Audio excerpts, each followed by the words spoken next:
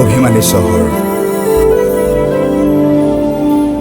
মোৰ তেনেই চিনাকি চহৰখন,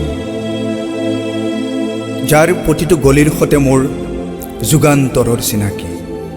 প্ৰতিটো হেঁপাহ, প্ৰতিটো হুমুনিয়া মোৰ উৰি থাকিছিল যাৰ ঘন উশাহত, যাৰ কাজল কাজল গধূলিবোৰত লাগি ৰৈছিল মোৰ কবিতাৰ ফুৰফুৰীয়া সুবাস। মোৰ প্ৰিয়তমা চহৰখন অভিমানী হৈ পৰিল, তাইৰ চলচলি অভিমান। তাইৰ বুকুত খোজ নকঢ়া বহুদিন হ'ল, তাইৰ কপালত পিন্ধোৱা নাই বহুদিন মোৰ শুষ্ক ওঠৰ তিলক। নিয়ন লাইটৰ ছাট মই ফুচফুচাই নোকোৱা বহুদিন হ'ল, I love you 10 years before the flood.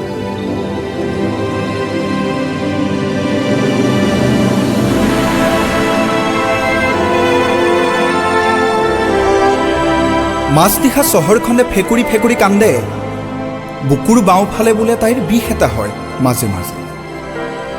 আচলতে প্ৰেমিক হোৱা স্বত্তেও মই আপোন কৰি থ'ব নোৱাৰিলোঁ চহৰখনক।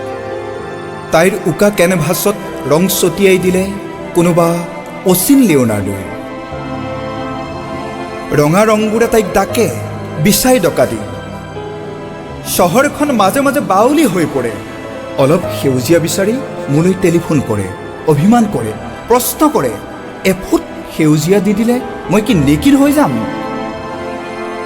চহৰখনে চাগে নাজানে ৰঙা সেউজীয়াৰ মিশ্ৰণ যে কিমান কুণ্ঠচ হ'ব পাৰে।